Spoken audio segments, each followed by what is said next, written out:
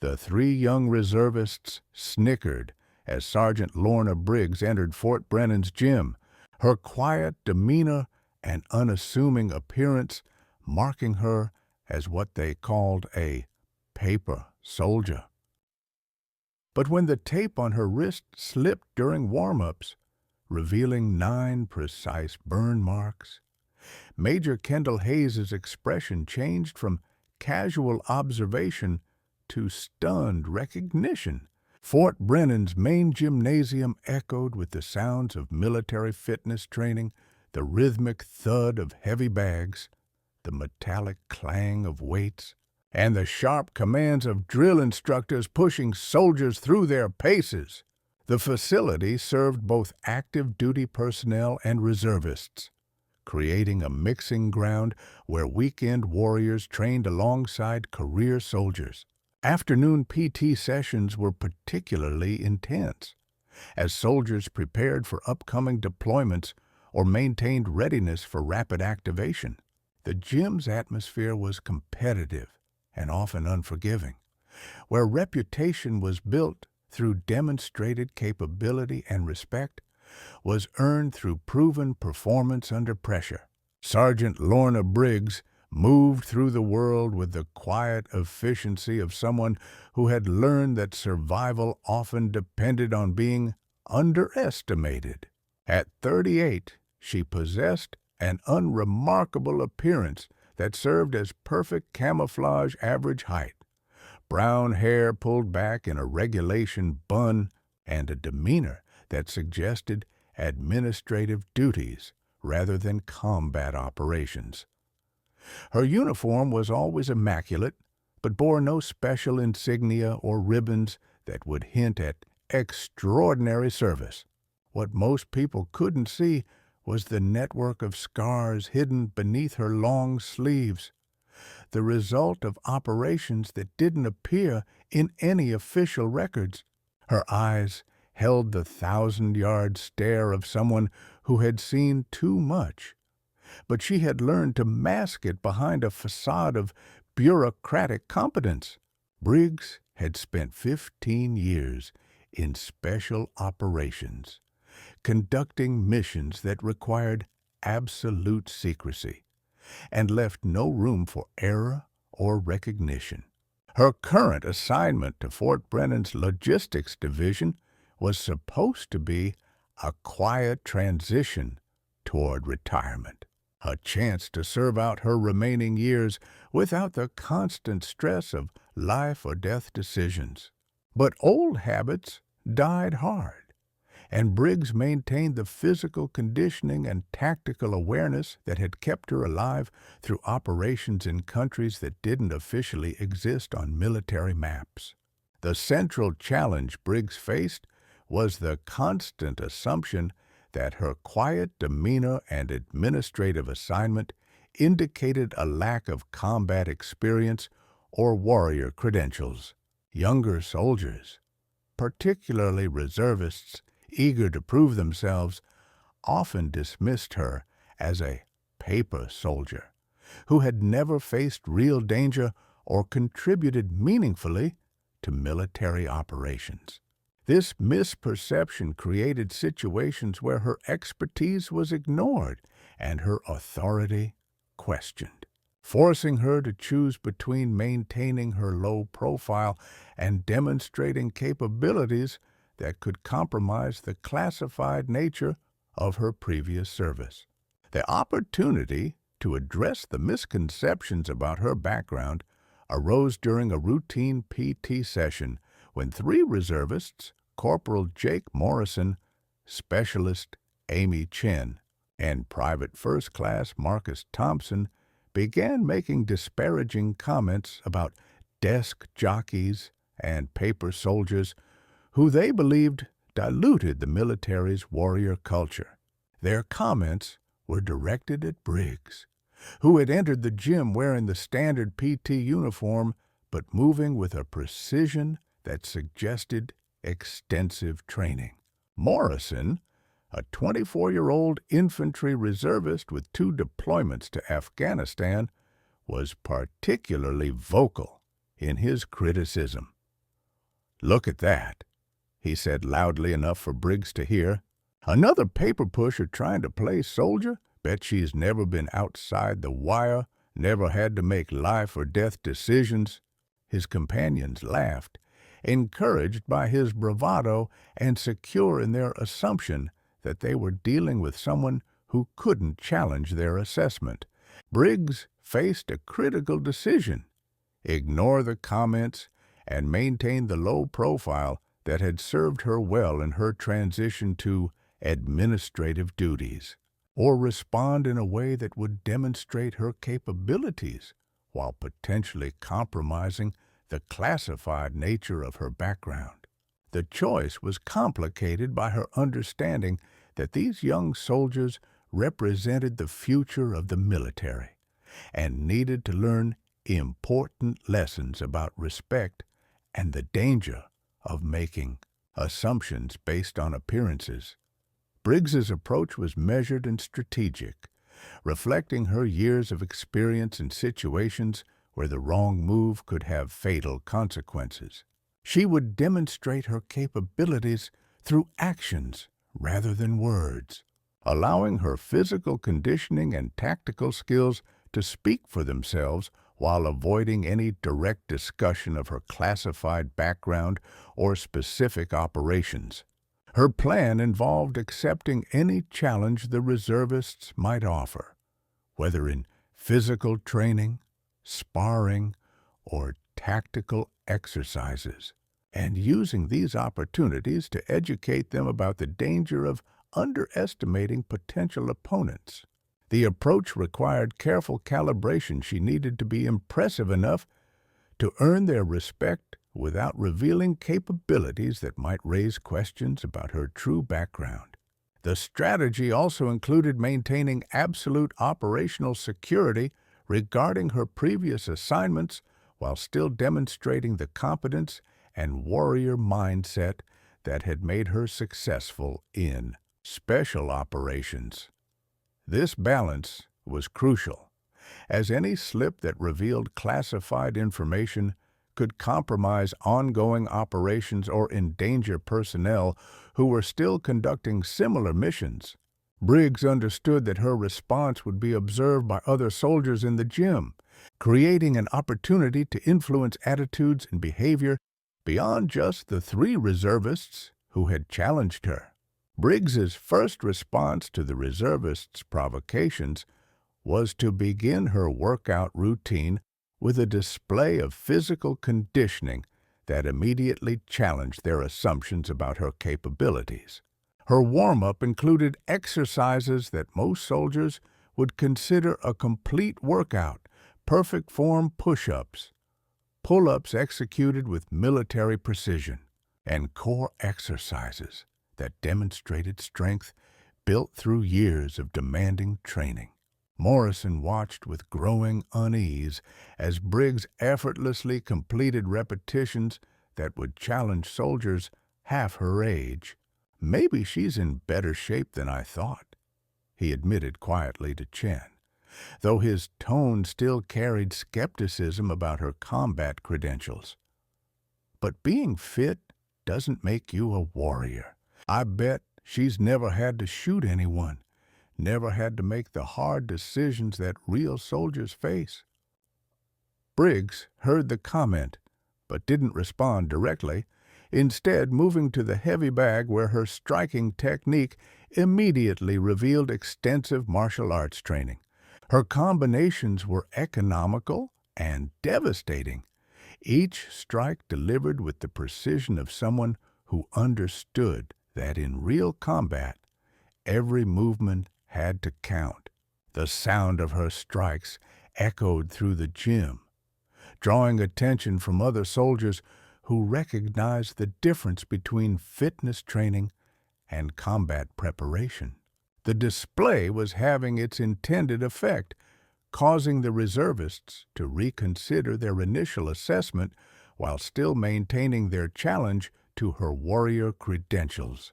The first day of the developing confrontation saw Briggs systematically dismantling the reservists' assumptions through demonstrations of capability that went far beyond basic military fitness.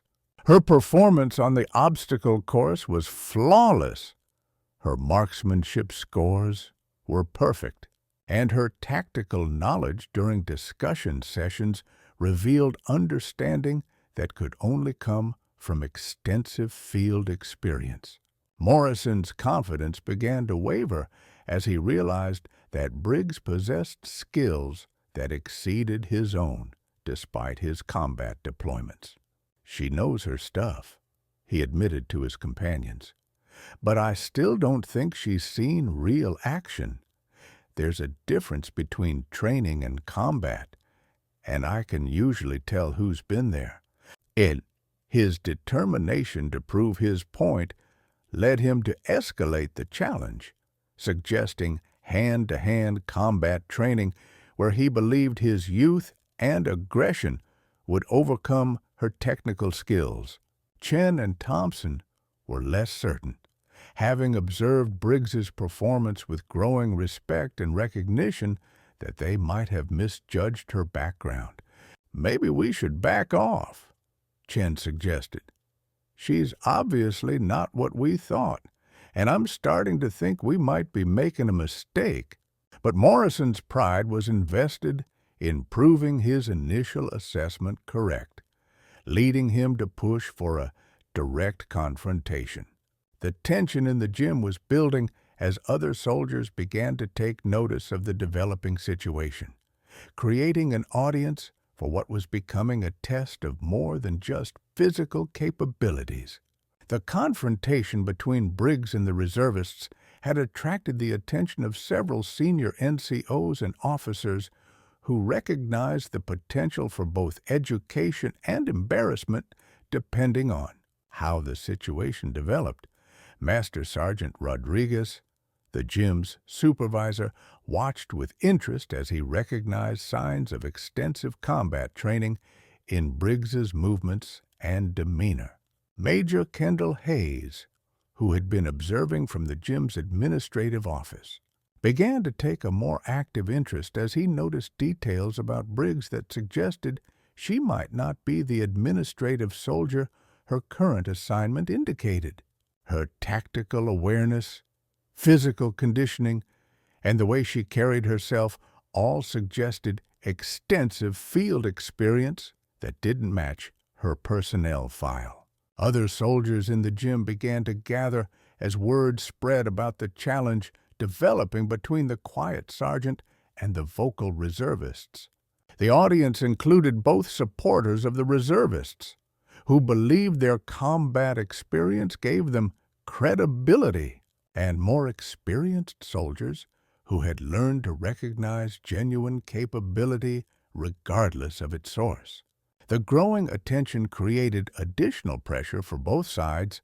The reservists felt compelled to prove their initial assessment, while Briggs faced the challenge of demonstrating her capabilities without revealing information that could compromise operational security or ongoing missions. The major breakthrough in the confrontation came when Morrison directly challenged Briggs to sparring, confident that his youth, size advantage, and combat experience would prove his point about her lack of warrior credentials. "Let's see what you got, Sergeant," he said with obvious confidence. "Hand-to-hand combat will show who's really been there and who's just playing soldier." Briggs accepted the challenge with the calm professionalism that had characterized her entire career, understanding that this moment would either validate or destroy the reservists' misconceptions about her background. As she prepared for the sparring session, the tape she used to protect an old wrist injury began to slip, revealing the edge of what appeared to be deliberate scarification. Major Hayes, observing from closer range, caught sight of the marks and felt his blood run cold as he recognized their significance. The 9 precise, burned vertical lines on Briggs's wrist weren't tattoos or accidental scars. They were kill marks, created through a brutal method used by deep insertion operatives to track confirmed eliminations during missions that were never officially acknowledged. The revelation transformed Hayes's understanding of who Briggs really was and what her presence at Fort Brennan actually meant. He realized that the reservists were about to confront someone whose combat experience exceeded anything they could imagine. As the sparring session was about to begin, Hayes made the decision to intervene before the situation could escalate into something that might compromise operational security or result in serious injury to the reservists. His recognition of Briggs's kill marks indicated that she was a former Special Operations soldier whose true background was classified at levels that most personnel would never access. The preparation for confrontation revealed the fundamental mismatch between the reservists' assumptions and the reality of Briggs's background. Morrison's confidence was based on his conventional infantry experience, while Briggs possessed training in lethal hand-to-hand combat techniques designed for elimination rather than submission. The potential for serious injury was significant if the sparring session proceeded without proper supervision and understanding of the participants' actual capabilities. Hayes understood that this moment represented an opportunity to educate the reservists about the danger of making assumptions while protecting both Briggs's operational security and the reservists' safety.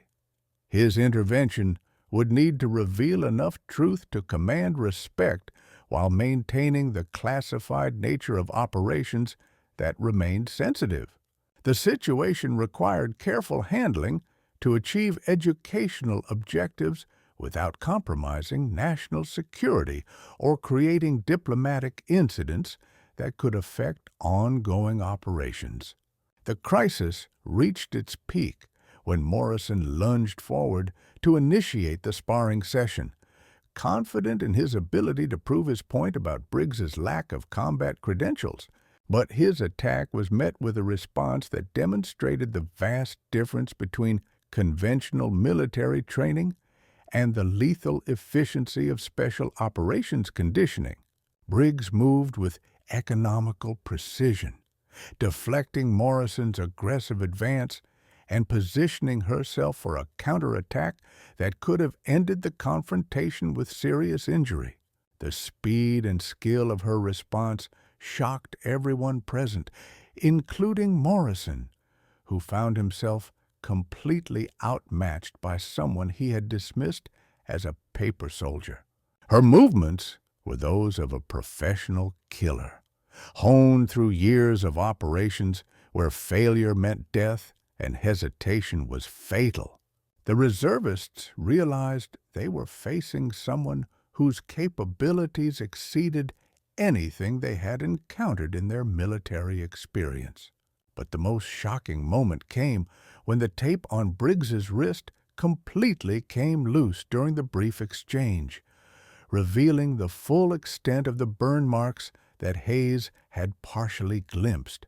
9 precise vertical lines, each representing a confirmed kill during operations that didn't officially exist, were visible to everyone in the immediate area.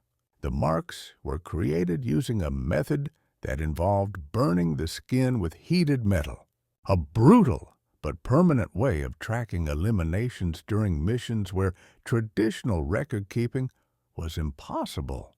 The sight of the kill marks created an immediate shift in the atmosphere, as experienced soldiers recognized their significance, while others simply understood that they were witnessing something extraordinary and potentially dangerous. The pivotal moment came when Major Hayes stepped forward to halt the confrontation before it could escalate further, his voice carrying the authority of someone who understood the true nature of what was developing. "That's enough," he commanded, his tone brooking no argument from any of the participants. "Everyone step back and listen carefully to what I'm about to tell you." Hayes's intervention was motivated by his recognition that the situation had moved beyond simple training or education into territory that could compromise operational security and endanger lives. His knowledge of special operations and classified programs allowed him to understand the significance of Briggs's kill marks and the potential consequences of allowing the confrontation to continue. "Sergeant Briggs," Hayes said formally, "please secure your wrist covering and report to my office immediately for debriefing." The formal language was deliberate, indicating to experienced personnel that classified matters were involved, while providing Briggs with an opportunity to end the situation without further compromise of her background. To the reservists, Hayes's tone was stern and educational. "You three have just learned an important lesson about making assumptions based on appearances. Sergeant Briggs is not what you assumed, and your challenge could have resulted in serious injury or worse." His words carried implications that the reservists were beginning to understand. Though the full truth remained classified, the Major's intervention created an opportunity to educate the reservists about respect and the danger of underestimating potential opponents while protecting Briggs's operational security and preventing a confrontation that could have had serious consequences for all involved. The turning point came when Hayes decided to provide enough context to ensure the reservists understood the seriousness of their error without compromising classified information. "Those marks on Sergeant Briggs's wrist," he explained quietly to the three young soldiers, "represent confirmed eliminations during deep insertion, non-attributed operations. Each mark was earned during missions that you will never read about in any official records." The revelation hit the reservists like a physical blow, as they realized they had been challenging someone whose combat experience exceeded anything they could imagine. Morrison's confidence evaporated as he understood that his 2 deployments to Afghanistan, while significant, paled in comparison to the kind of operations that resulted in kill marks burned into flesh. She was the point person for a reconnaissance group that conducted operations in countries we don't officially acknowledge. Hayes continued, "Her confirmed kill count exceeds that of entire infantry companies, and her survival through 15 years of the most dangerous missions in the military speaks to capabilities that you can't comprehend." The education was having its intended effect, transforming the reservists' dismissive attitude into respectful recognition of genuine warrior credentials that far exceeded their own experience and training. The final preparation for resolving the confrontation required Hayes to balance multiple competing objectives, educating the reservists about respect and the danger of assumptions, protecting Briggs's operational security, and maintaining the classified nature of operations that remained sensitive. His approach would need to provide enough truth to command respect while avoiding details that could compromise ongoing missions or personnel. Hayes's strategy involved using the incident as a teaching moment that would benefit not just the 3 reservists, but all the soldiers who had witnessed the confrontation. The lesson about not judging capabilities based on appearances was important for military effectiveness, as underestimating opponents or allies could have serious consequences in operational environments. The preparation also required ensuring that Briggs's transition to administrative duties wouldn't be compromised by unwanted attention or questions about her background. Her cover as a logistics specialist needed to remain intact to protect both her own security and the classified nature of the operations she had conducted. The situation presented an opportunity to reinforce important military values, respect for experience, recognition of diverse forms of service, and the understanding that true warriors often didn't need to advertise their capabilities through boastful behavior or aggressive posturing. Despite the clear evidence of Briggs's exceptional background, Morrison struggled with a final moment of doubt that reflected his difficulty accepting that his assumptions had been so completely wrong. "How do we know those marks are real?" he asked quietly, his question revealing both skepticism and a desperate attempt to salvage his wounded pride. Hayes's response was measured but firm, "Because I've seen similar marks on other operators who conducted the same type of missions, and because Sergeant Briggs's personnel file, while classified, contains decorations and commendations that you'll never be cleared to see." The explanation provided verification without compromising specific details. The doubt was understandable. The revelation that a quiet administrative soldier was actually a highly decorated special operations veteran challenged everything the reservists thought they knew about military service and warrior culture, but the evidence was overwhelming and their education in humility was complete. The climactic moment of the confrontation came when Hayes decided to demonstrate the full extent of Briggs's capabilities through a controlled sparring session that would educate the reservists while maintaining safety and security. "Sergeant Briggs," he announced, "please demonstrate proper defensive techniques against multiple opponents. Use minimal force and focus on control rather than elimination." The instruction was carefully worded to allow Briggs to display her skills while ensuring that the reservists wouldn't be seriously injured during their education. The pressure was intense, as the demonstration would either validate Hayes's claims about Briggs's background or potentially expose him to criticism for exaggerating her capabilities.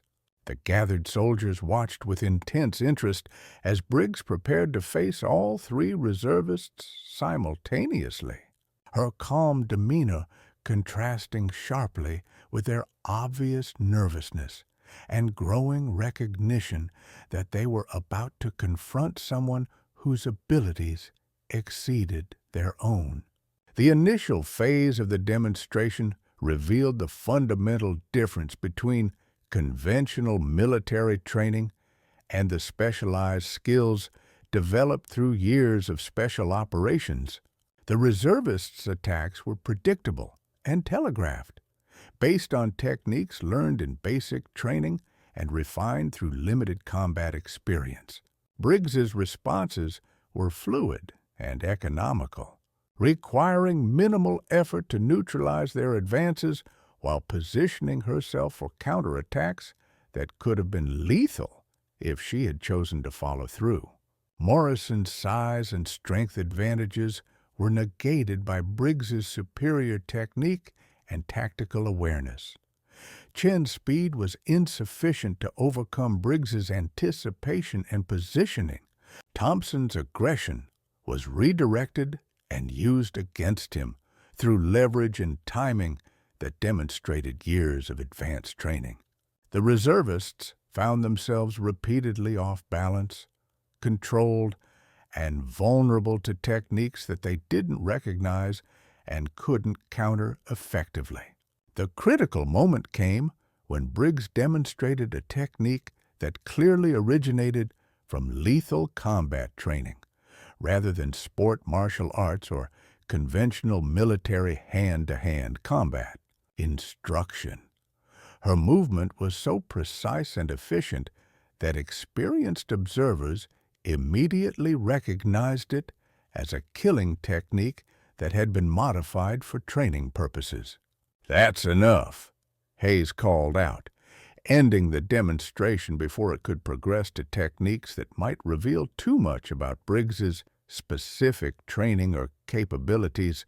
The brief display had been sufficient to prove his point about her exceptional background while maintaining operational security. The reservists were breathing heavily and clearly shaken by their encounter with capabilities that exceeded anything they had experienced. Morrison's earlier confidence had been completely destroyed, replaced by genuine respect and recognition that he had seriously misjudged Briggs's background and abilities. "This is what a real warrior looks like," Hayes told the gathered soldiers. "Sergeant Briggs doesn't need to boast about her capabilities or advertise her experience. Her actions speak louder than words, and her service record, while classified, represents the kind of sacrifice and dedication that keeps this country safe." The lesson was clear and had been delivered with sufficient impact to ensure that it would be remembered and shared throughout the base. The moment of complete victory came when Morrison approached Briggs after the demonstration and formally apologized for his earlier comments and assumptions. "Sergeant, I was wrong about you, and I'm sorry," he said with genuine remorse. "I should have shown respect instead of making assumptions based on appearances." Chen and Thompson followed with their own apologies, their respect evident in their tone and demeanor. The transformation from dismissive skepticism to genuine admiration was complete, representing not just personal growth, but an important lesson about military values and the danger of judging capabilities based on superficial observations. Briggs accepted their apologies with the grace of someone who understood that education was more valuable than retribution. "No harm done," she replied quietly. "Just remember that in the military, appearances can be deceiving, and the most dangerous opponents are often those who don't need to advertise their capabilities." The lesson had been learned, and the reservists would carry it forward in their own military careers. The immediate impact of the confrontation was a fundamental shift in how personnel at Fort Brennan viewed quiet, unassuming soldiers who might possess extraordinary backgrounds that weren't immediately apparent. The story of Briggs's demonstration spread throughout the base, creating awareness about the danger of making assumptions based on current assignments or apparent lack of combat indicators.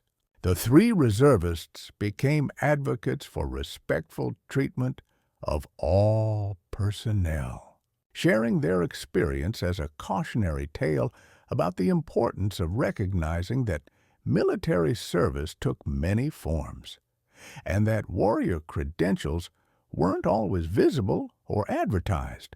Their transformation from skeptical challengers to respectful advocates represented the kind of personal growth that strengthened military culture.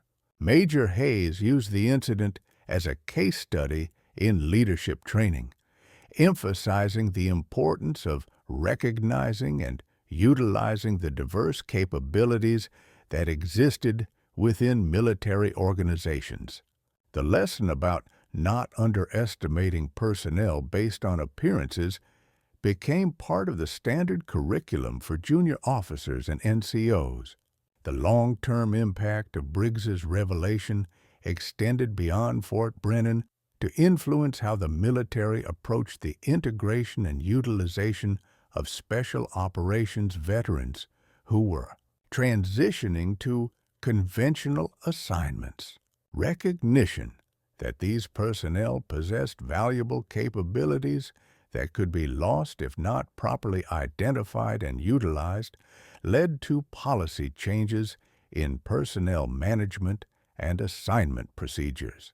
The incident also contributed to broader discussions about military culture and the importance of respecting diverse forms of service and experience. The understanding that true warriors came in many forms and didn't always fit conventional stereotypes became an important element of leadership development and unit cohesion training.